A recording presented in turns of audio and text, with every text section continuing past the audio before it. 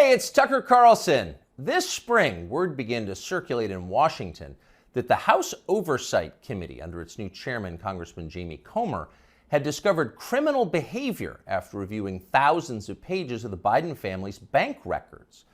Now, publicly, to the extent they responded at all, the White House dismissed the investigation as, of course, politically motivated. In any case, irrelevant. Hunter Biden was an adult, so his business dealings had nothing at all to do with his father, in this case, the President of the United States. But in private, everybody understood it wasn't quite that simple. There has long been overwhelming evidence that Joe and Hunter Biden's financial lives are not separate at all, but deeply intertwined. On Hunter Biden's laptop, there's a suggestion that the two of them even at one point shared a bank account. And of course, Hunter Biden wrote himself that he kicked back cash from his foreign business deals to his father. He wrote that bitterly. So the Oversight Committee's investigation was potentially a disaster for the White House, a scandal, possibly even the prelude to criminal charges. So in order to get ahead of all of that, Joe Biden's handlers did the one thing they could do. They set up an MSNBC interview to preemptively whitewash whatever Jamie Comer might find. Here's the result of that. This aired on May 5th. Sir, there is something personal that's affecting you. Your son, while there's no ties to you, could be charged by your Department of Justice. How will that impact your presidency? First of all, my son's done nothing wrong. I trust him. I have faith in him. And it impacts my presidency by making me feel proud of him. Okay, time for the master class. For free, you can audit it. Here it goes. Sir, showing appropriate respect, says the shill, there is something personal that's affecting you. Note the wording. Personal, not of public concern, nothing law enforcement might be interested in, but personal, a sad family tragedy. That's the framing. And then this, a sentence choreographed to the letter. Your son, while there's no ties to you, could be charged by your Department of Justice. Got that? Well, there's no tie to you. So the answer is, in fact, in the question. Whatever Hunter Biden goes down for, and we know he is going to be charged because MSNBC said so, but when that happens, that's Hunter's problem. It's got nothing to do with Joe Biden. Rest easy, America. 5 days later, the Oversight Committee released its findings, and they were, in fact, devastating. Quote, bank records show the Biden family, their business associates, and their companies, their many companies, received over $10 million from foreign nationals and their related companies, the committee wrote. Investigators had, quote, identified payments to Biden family members from foreign companies while Joe Biden served as vice president and after he left public office. So actually there was something there. It was a scandal. Racketeering, money laundering, wire fraud, those are some of the crimes the Bidens seem to have committed, in addition, of course, to selling out the United States for cash. So what would happen to them? Well, Donald Trump had an idea, quote, they'll hit Hunter with something small to make their strike on me look fair. Trump wrote that about 2 weeks ago, and it turned out those were prescient words. This morning, Hunter Biden pleaded guilty to pretty much nothing. Biden pled to 2 misdemeanor tax evasion charges, then entered a diversion on a federal gun charge. That's it. As far as Merrick Garland's Justice Department is concerned, Hunter Biden is done. There was no pre-dawn raid carried live simultaneously on CNN. There was no perp walk, no handcuffs, no press conference. Above all, there was no felony. Hunter Biden, who broke federal gun laws, can still carry a gun. It's like it all never happened. In fact, the Justice Department just baptized Hunter Biden, a lifetime of sins washed away in an instant. It was a secular miracle. Most miraculous of all, Hunter Biden somehow escaped a FARA charge. FARA is the Foreign Agent Registration Act, and it is exactly what its name suggests. Under federal law, if you are acting as an agent of a foreign nation in Washington, you are required to register with our government to let everybody know. Well, for decades, pretty much nobody in Washington did register under FARA, and precisely no one was ever prosecuted for it. No one. But starting several years ago, the Justice Department began sending people to prison on FARA violations. The official explanation was, we're cracking down on foreign influence in Washington. And of course, privately, everyone in Washington laughed. They knew that was absurd. In fact, it's the opposite of the truth. Foreign powers have never had more power in Washington. Their agents are everywhere, in every federal agency and throughout business. down to and including in executive positions at various social media companies. The Biden administration knows all of this, and it's not a problem. In fact, it's their policy. From the administration's perspective, the concerns and the demands of, say, the Chinese government, or particularly the Ukrainian government, are far more important than the needs of American voters. We're cracking down on foreign influence. Please.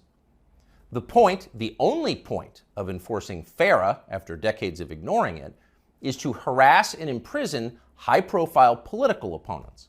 Trump donor Elliot Broidy pled to a FARA violation a few years ago. So did Trump campaign manager, famously Paul Manafort. He went to prison. Last year, the DOJ went after Trump confidant Steve Wynn under FARA. But in the end, the Biden administration overreached so comically that the whole thing was thrown out by a judge. But they tried. So as long as they're trying, if it was a fair system, Hunter Biden would be first on the list of those next to be charged with a FARA violation. In fact, many of them. Hunter Biden was a foreign agent. He never registered as one. But for years, that's exactly what he was. He sold access to his father and other lawmakers to the Chinese and the Ukrainians and countries throughout the world. There's no debate about that. The FBI has known about it for years. For years, they had possession of Hunter Biden's laptop. But they didn't charge him for it today. They never will. Why? Well, you know the answer. Hunter Biden has good genes. A more interesting question, though, which is another question the feds will never consider, is what does Hunter Biden do for a living now? This is a man with no obvious job and, of course, zero skills. He spent midlife smoking crack. Yet somehow he's managed to live pretty well despite rising inflation. He's been living in big houses in the costliest residential neighborhoods in the world. He's been paying his stripper baby mama $20,000 a month in child support. And he has retained a team of the most expensive lawyers in the country who spend quite a bit of time sending threatening letters to anyone who asks questions about how they're being paid. We can confirm that firsthand. So again, what does Hunter Biden do for work? That's a fair question. And tonight we have the answer. For years, Hunter Biden was an influence peddler. Now, Hunter Biden is a self-actualizer. He self-actualizes for a living. He gets in touch with himself, his feelings, and he follows his muse. Here he is explaining his new vocation in a 2019 ABC News interview. This is new. It's your studio. Yeah. But now he's opening the doors to a place never captured by a paparazzi's lens, his refuge, an art studio where he finds solace in painting. What's the goal eventually? No goal. That's the perfect part about it. It's just, it literally keeps me sane. His refuge, far from the paparazzi's lens. In other words, we're not the paparazzi, we're ABC News. What's the goal of this? Your refuge. There's no goal, he says, grinning with those fake teeth. It just keeps me sane. But actually, there was a goal. And if you didn't know what a virtuous person Hunter Biden was, you might think it looked a lot like money laundering. 2 years after that interview, Hunter Biden was selling prints of his art. And to be clear, just the prints, not the, quote, art itself, but effectively photocopies of it for $75,000 a pop. Apparently, Hunter Biden moved 5 of these repros in just days. That's $375,000 in less than a week for signing copies of your fake art. As for the paintings themselves, childish self-indulgent blots, those sold for $500,000 apiece. So the question is, who bought them and why? It'd be interesting to know. There's a story there for sure, but of course we have no right to know. There's no public policy implication. It's not like Hunter Biden's finances have anything to do with his father's finances. Meanwhile, once his father did become president, corporate publisher Simon & Schuster lined up as well to pay Hunter Biden's bills. According to news reports, Simon & Schuster gave Hunter Biden millions of dollars for his highly selective account of his wholly unaccomplished life. And then the publisher lined up brainless celebrity endorsers like Dave Eggers and Stephen King to promote it. King, who apparently will say anything if it helps the party, called Hunter Biden's silly manuscript a, quote, harrowing and compulsively readable memoir. And then Stephen King described Hunter Biden himself as beautiful. Needless to say, the book sold miserably, but Hunter Biden got to keep the millions, and that was the point. And so on. This kind of thing apparently happened a lot. Again, there seems to be a story here, and we think it's probably worth learning a lot more about it and bringing it to you. In the coming weeks, we will. In the meantime, though, the question is, what can we learn from Hunter Biden's plea deal today? First off, the obvious. For the children of the people in charge, there are no penalties. There are only upsides. They're princelings. They can do what they want. You are not. Therefore, you can't. So don't get any ideas about cheating on your taxes or violating federal gun laws unless you want to celebrate next year's Father's Day through the glass in the visitor's room. The rules definitely apply to you, including rules you don't yet know exist. But there is also a deeper lesson here, a more disturbing one. What we're watching through Hunter Biden's life and through the Biden administration, now entering its third year, is the total inversion of virtue. What was once considered admirable is now derided as stupid, if not racist. That would include achievement, intelligence, honesty, self-control, humility. Those are features of the old America. Those were yesterday's virtues. They are gone. In their place, all that we once considered contemptible and repulsive, we're told to worship that now. Here's a small example, but we think a revealing one. In addition to his many other sins, Joe Biden has hired what has to be the single dumbest, nastiest, most dishonest, most ridiculous person he could possibly find for the very public position of White House press secretary. There's a point to it, of course. It was a humiliation exercise. It was designed to degrade the country and dispirit the rest of us. That's the White House press secretary? Shut up! But here's the thing. The White House press secretary herself has no idea why she's in the job. She thinks she's amazing. Here she is in a clip we just saw.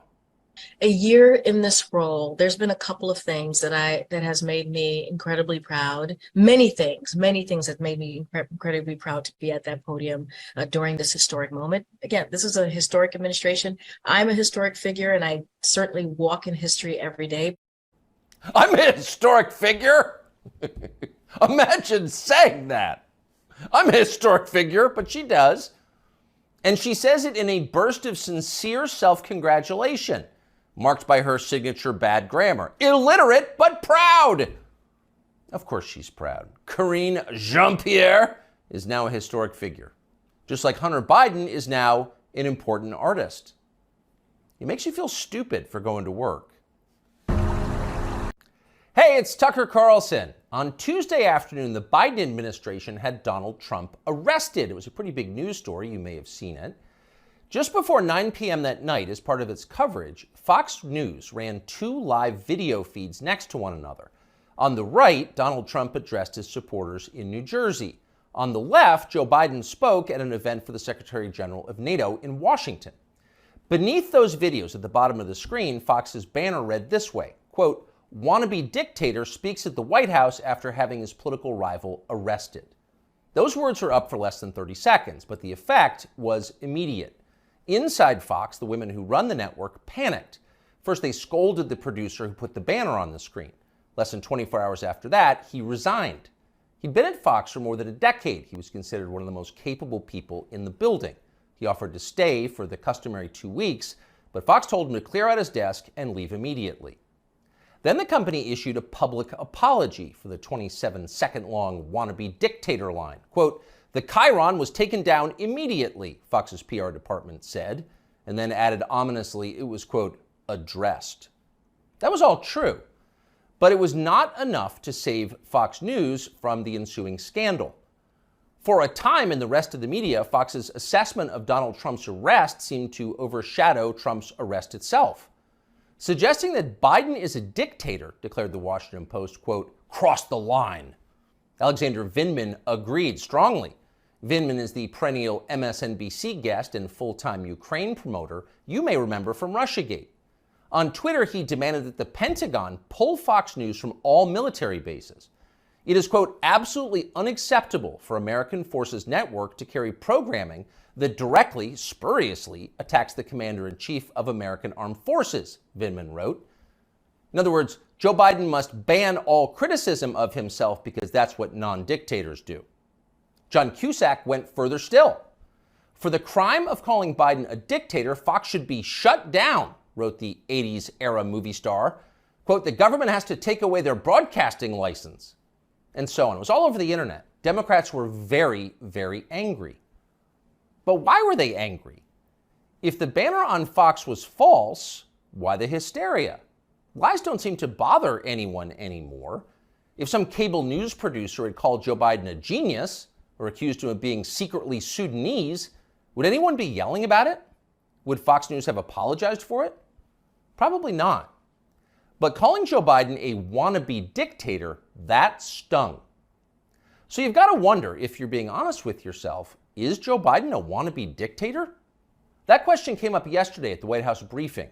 Here's how it went. Last night, Fox News ran a chyron that referred to the president as a wannabe dictator, and I'm wondering if the White House has any comment on that. So look, there are probably about 787 million things that I can say about this that was wrong about what we saw last night, but I don't think I'm going to get into it. There's no comment the White House has on. I think I just commented.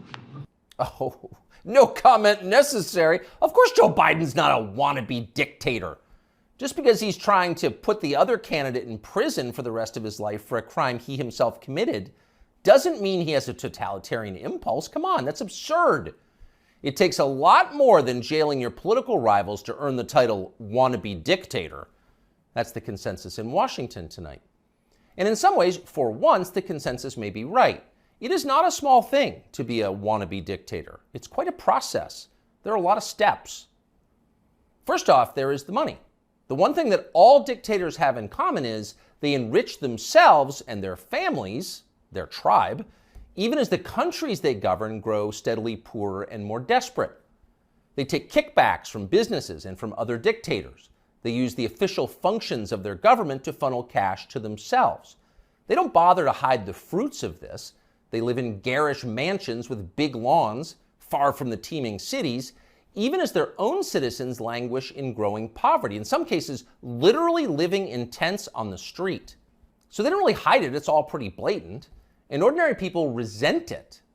Of course they do, and wannabe dictators know they resent it, but they don't care. There's nothing the population can do about it in a dictatorship. It's no longer possible to fight injustice in a system like that. People can't gather in large numbers to protest the rule of the dictator. If they try that, they'll be arrested by his state security services, even years after the fact. A visit from men in body armor at the breakfast table. That happens.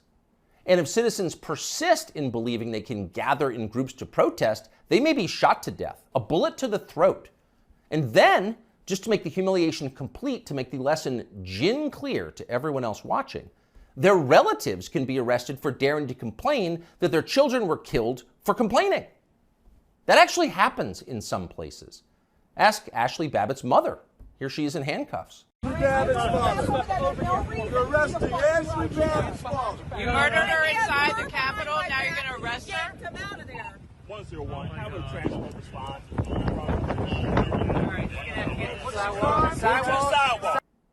So don't be like Ashley Babbitt's mother, much less like poor Ashley Babbitt. She's dead now. That's the message a wannabe dictator would send. And by the way, it's not just public protest that would be banned in a dictatorship. You wouldn't be allowed to complain from your own home. Unauthorized opinions expressed on the internet would be censored. Go too far, press too deep, tell too much truth, and they'll just erase your opinions. They have no choice, really. It's a matter, as they say, of trust and safety. You must trust the leader, or else you will jeopardize his safety. Not that you really can jeopardize his safety at this point. The leader has nuclear weapons, and you don't. He'll remind you of that from time to time. And in any case, you're in the process of being disarmed anyway, along with everyone else who has shown questionable loyalty to the leader. Those who support the regime can keep their weapons and use them freely, including on public transportation. That's a core civil right for them. But for those who dissent from the program, self-defense is an unaffordable privilege. Turn in your guns, Mr. and Mrs. Peaceful Opposition. You're a danger to society, and we know who you are. And in fact, the wannabe dictator does know who they are because he knows everything. Technology has made him all-seeing. A report in Wired magazine just this week revealed that the highly non-dictatorial Biden administration is busy tracking the phones of millions of Americans without their knowledge and without bothering to get a warrant. And at the same time, the same non-dictatorial administration is stockpiling a massive trove of damaging information about these same Americans, to be used at some point, we are sure, for entirely noble purposes. So the administration now knows everything: where you spend your days, who you talk to, what you think, your porn habits. Not a big deal. The administration already knows what you buy, of course, because they've leaned on the big banks to turn over your confidential credit card information. Not because anyone here is a wannabe dictator, to be clear, but just because. It's nice to have that information, just in case, in the words of the Fox News PR department, a situation arises that needs to be, quote, addressed. It's all totally normal. It's not a dictatorship, okay? But in the end, the main reason you know Joe Biden is not a wannabe dictator is because he just does not fit the profile as a man. Dictators have that look. You know one when you see one. Dictators build cults of personality around themselves, and they use those cults to deny the glaringly obvious. In his later years, to name just one example, North Korean dictator Kim Il-sung developed an enormous baseball-sized tumor on the back of his neck. It was huge. It was grotesque. It was right there. You couldn't ignore it. You couldn't possibly not see it. But in North Korea, state media did ignore it. They pretended it didn't exist. And so, in some important sense, it didn't. If a tumor grows on a neck but no one acknowledges it, is it really there?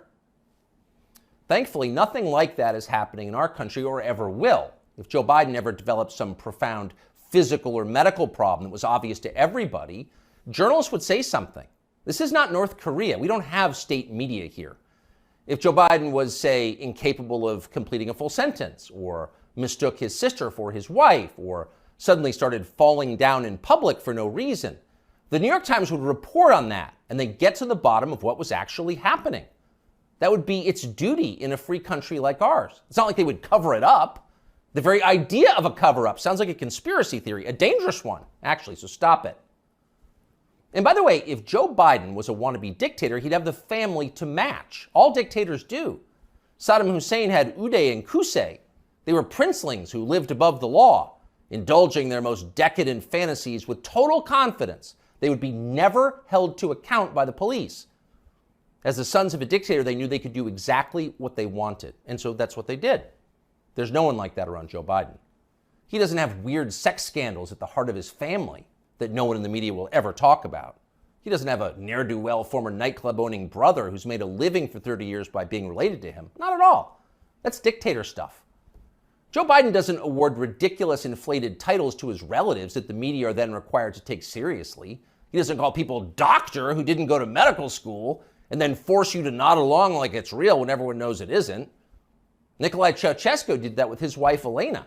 Joe Biden would never do that. Nor does Joe Biden dress like a dictator. He doesn't do photo ops in mirrored sunglasses driving a sports car to convince you that he isn't frail and senile, but instead powerful, virile, and wise. That's just not his style. If Joe Biden was a dictator, he'd be wearing epaulets and carrying a tasseled riding crop, and he isn't yet, so calm down. If he was a dictator, Biden's speeches would look like Nuremberg rallies, a blood-red backdrop, armed soldiers by his side, screaming about crushing his eternal enemies. Honestly, Biden did come close to that one time last September at a speech in Philadelphia, but it wasn't in any sense dictatory. It was necessary. As MSNBC assured us at the time, quote, Biden aimed to showcase his faith in the military apparatus and its ability to back the democratic order. See, it was about democracy, not dictatorship. No cause for alarm. He is not a dictator. A dictator would stockpile ammunition for his own bureaucrats, including his tax collectors. He'd redefine the legal code to make disloyalty to the regime the most serious crime. He'd claim dominion over the most intimate parts of his citizens' lives. He'd define what attitudes they were allowed to have about sex and religion and how to raise their families. He would even, in his final grandiose stage of dictatorship, claim ownership of their children. And Joe Biden wouldn't do that. And to prove he would never do that, Biden just this week released this video. These are our kids. These are our neighbors. Not somebody else's kids. They're all our kids. And our children are the kite strings that hold our national ambitions aloft. It matters a great deal how we treat everyone in this country. LGBTQ Americans, especially children, you're loved, you're heard, and this administration has your back. See? Joe Biden isn't saying your children belong to him like a dictator would. He's saying something very different from that. He's saying America's children are, quote, our children. Not his alone, hours. You share your children with Joe Biden evenly, right down the middle, with alternating weekends. You've got joint custody with Joe Biden, and you can thank heaven that you do. A nation is like a family. Every family has a head, a father. That's Joe Biden, our nation's father. And this, ladies and gentlemen, is now his fatherland. Just don't call it a dictatorship, or we'll have to issue a statement disavowing you. Younger people say the news is full of lies. Since Kennedy's motorcade. 239 people. The death of Jeffrey Epstein.